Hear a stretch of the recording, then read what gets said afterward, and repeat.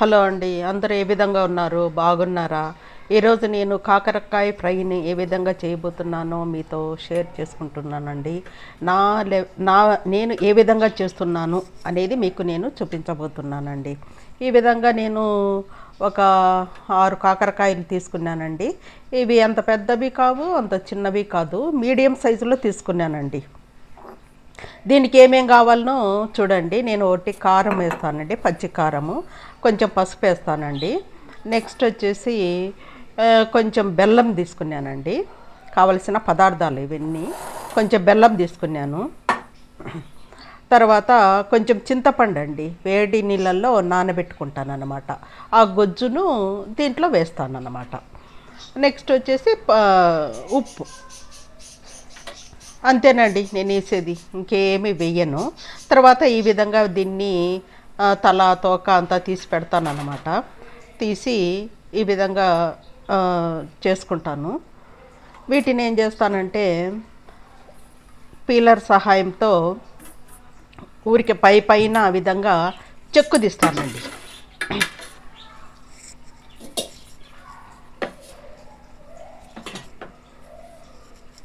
ఈ విధంగా చెక్కు తీసుకుంటాను అనమాట. మీరు ఏ విధంగా చేస్తారు? మీరు కాకరకాయ ఫ్రైని ఏ విధంగా చేస్తారు? ఒక్కొక్కరు ఒక్కొక్క విధంగా చేస్తారండి. ఒక్కొక్కరు కొన్ని దాంట్లలో నువ్వులు వేసుకుంటారు, కొంత దాంట్లలో పప్పుల పొడి వేసుకుంటారు, రకరకాలుగా చేసుకుంటారు కదండి. కానీ నేను ఏ విధంగా చేస్తున్నానో నేను చూపిస్తున్నానండి. ఈ విధంగా అన్నిటినీ పీల్ చేసుకుంటాను అనమాట. పై తొక్కు తీసుకుంటాను. తీసుకునేసి ఈ విధంగా అన్నిటినీ కట్ చేసుకుంటాను అనమాట. అన్నిటినీ ఈ విధంగా కాకరకాయలను అన్నీ 6 కాకరకాయలు కదండి, 6 కాకరకాయలను ఈ విధంగా నేను కట్ చేసుకుంటాను అన్నమాట.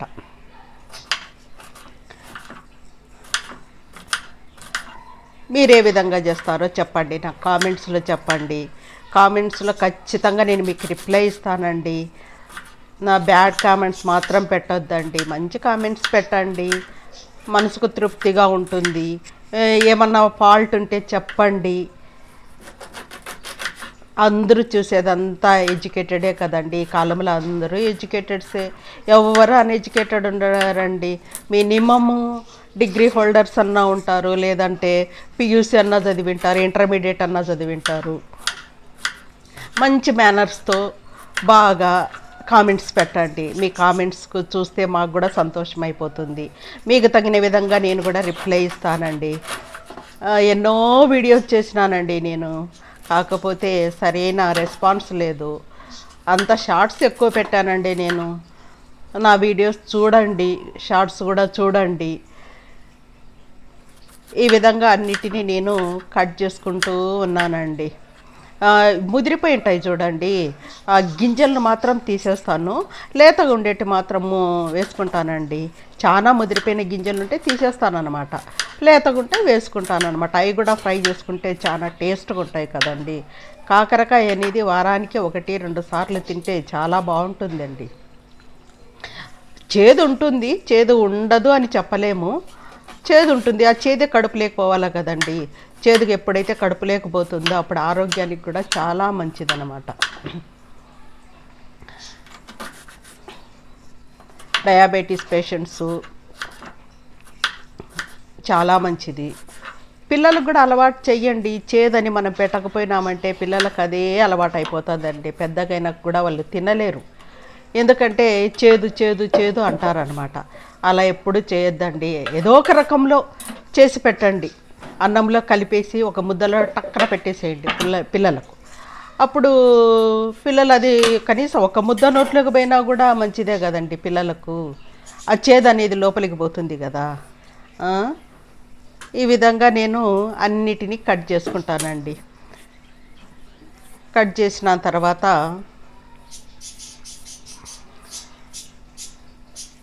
ఏం చేస్తానంటే ఈ విధంగా అన్నిటినీ కట్ చేసుకున్నాను కదా.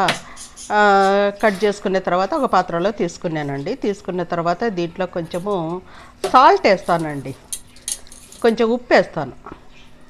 ఈ విధంగా అన్నిటిని కట్ చేసుకున్న తర్వాత నేను కొంచెము ఉప్పు ఎంత వేస్తున్నానో చూడండి.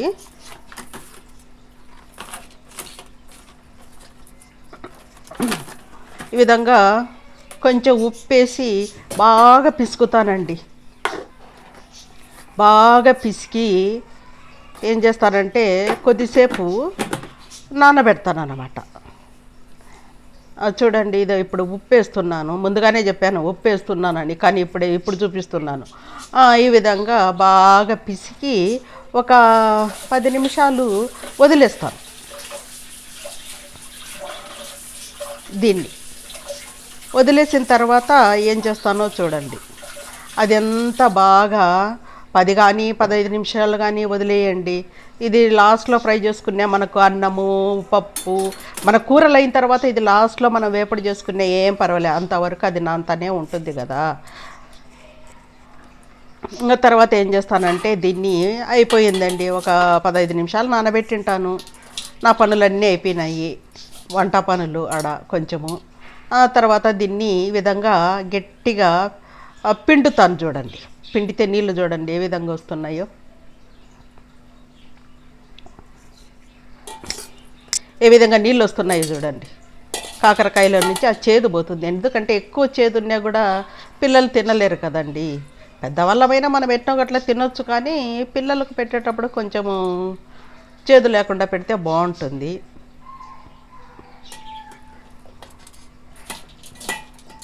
ఈ విధంగా అన్నిటినీ పిండేస్తున్నానండి. మీరు కూడా ఏ విధంగా చేస్తారు? రకరకాలుగా చేసేవాళ్ళు ఉంటారు కాకరకాయని. రకరకాల కాకరకాయలు కూడా దొరుకుతాయి కదండి. పొడువుగా దొరుకుతాయి, పొట్టిగా దొరుకుతాయి, మీడియంగా దొరుకుతాయి. కాకరకాయలలో కూడా చాలా రకాలు ఉంటాయి. చిన్న కాకరకాయలు కూడా ఉంటాయి చూడండి. చిన్నవి అంటే అవి కాంజరకాయలు. ఇంకా దాంట్లో కంటే కొంచెం పొడుగు చిన్నవి ఉంటాయండి. మాకు బెంగళూరులో దొరుకుతాయి ఆ కాకరకాయలు, బాగుంటాయి అవి. ఆ కాకరకాయలు కూడా ఎప్పుడన్నా చూపిస్తా చూడండి. మీ ప్రాంతాలలో కూడా దొరుకుతాయా అలాంటి కాకరకాయలు? ఇలాంటి కాకరకాయలే దొరుకుతాయా నాకు చెప్పండి. అన్నిటినీ ఈ విధంగా పిండుకున్నానండి. చూడండి ఎంత నీరు వచ్చిందో చూడండి. కాకరకాయల నుంచి ఆ సాల్ట్ కొంచెం వేసినందుకే అంత నీరు వచ్చేసింది అన్నమాట.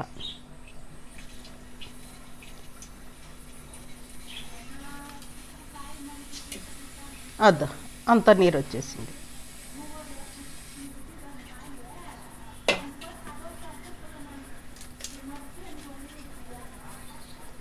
ఈ విధంగా అన్నిటినీ పిండేసాను అన్నమాట. నా 6 కాకరకాయలు నేను కట్ చేసి పిండితే ఎంత కొంచెం అయిందో చూడండి. ఇంకా ఇప్పుడు మామూలు అండి. ఏ విధంగా చేయాలంటే ఇంకా స్టవ్ మీద బాణాలు పెట్టానండి. తగినంత మట్టుకు ఆయిల్ వేస్తున్నాను. మీరు ఎంత కావాలంటే అంత వేసుకోండి ఆయిల్. మరి ఎక్కువ ఏమయ్యొద్దండి, ఎంత కావాలనో అంత వేసుకోండి. మీకు తెలుసు కదండి ఈ క్వాంటిటీకి ఇంత వేయాలని. అందరూ వంట చేసేవాళ్ళే అంతే కదండి, ఎట్లటోళ్ళు వంట చేస్తారు. ఆ తర్వాత నేను ఆవాలు జీలకర్ర వేసానండి. ఇంకేం వేయలేదు దాంట్లో. ఆవాలు జీలకర్ర వేసాను.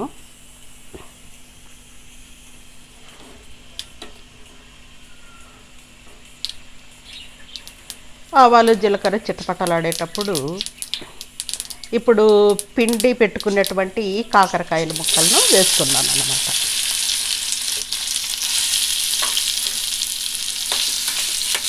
వేసేసి బాగా మగ్గనియాలి. హైలో పెట్టొద్దండి, మాడిపోతుంది. సిమ్లో పెట్టుకోండి. సిమ్ వద్దు, సిమ్ కంటే కొంచెం మంట పెట్టండి. ఎంత కొంచెం అయిందో చూడండి. అది మగ్గితే ఇంకా కొంచెం అయిపోతుంది. కానీ కాకరకాయ చాలా బాగుంటుందండి. చేసే విధానంలో చేసినామంటే చాలా బాగుంటుంది.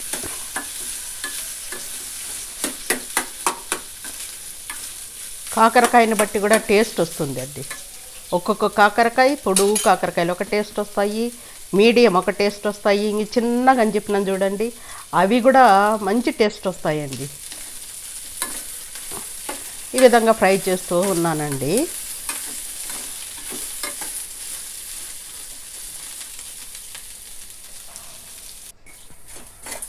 కొంచెం మగ్గినాయి చూడండి. ఇక్కడ ఒక 50% మగ్గినాయి. నేను స్పూన్తో అంటే అవి ఇంకా కట్ కాలేదన్నమాట. స్పూన్తో అట్లా అన్న వెంటనే కట్ కావాలి. ఇంకా కొంచెం మనము ఫ్రై చేద్దాం.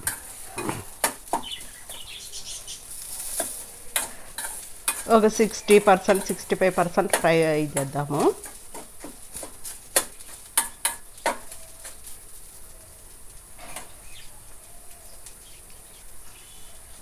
ఈ విధంగా ఒక 65% 70% దాకా ఫ్రై అయిందండి. ఇప్పుడు ఏం చేస్తానంటే ఈ స్టేజ్లో కారం పొడి వేస్తానన్నమాట. మామూలు కారం పొడి అండి. కారం పొడి వేసిన తర్వాత కొంచెం పసుపు పొడి వేస్తాను. పసుపు పొడి వేసిన తర్వాత ముందుగానే మనము ఉప్పు నీళ్ళల్లో నానబెట్టాం కదండి. అందుకోసమే నేను ఏం చేస్తానంటే సాల్ట్ని కొంచెమే వేస్తానండి. కావాలంటే మళ్ళీ రుచి చూసి వేసుకోవచ్చు అనమాట. సాల్ట్ తక్కువైనా పర్వాలేదు, కానీ ఎక్కువ మాత్రం ఎప్పటికీ వేసుకోవద్దండి. తక్కువైతే మనం కావాలనే తినేటప్పుడు కావాలంటే కొంత స్ప్రింకిల్ చేసుకోవచ్చు. తర్వాత నేను చింతపండుని వేడి నీళ్ళల్లో నానబెట్టుకున్నాను కదండి. అప్పుడు దీన్ని ఏం చేస్తున్నానంటే పిండి ఆ చింతపండు రసం వేస్తున్నాను. ఈ విధంగా వీటిని అన్నిటిని మళ్ళీ మగ్గనిస్తానన్నమాట.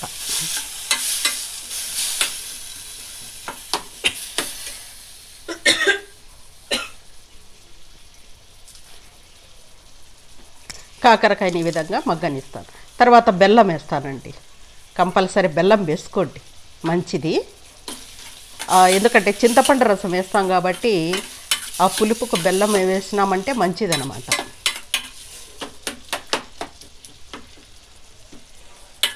బెల్లం పొడి చేసి పెట్టుకుంటానండి నేను. ఎమర్జెన్సీగా ఉంటుంది అని చెప్పేసి చేసి పెట్టుకుంటాను. ఈ విధంగా చూడండి, చింతపండు నీళ్ళల్లో ఆ బెల్లము అంతా కలిసింది కదండి. ఈ విధంగా ఉడుకుతుంది. ఈ విధంగా లాస్ట్లో ఈ విధంగా మనకు కాకరకాయ ఫ్రై అనేది రెడీ అవుతుంది.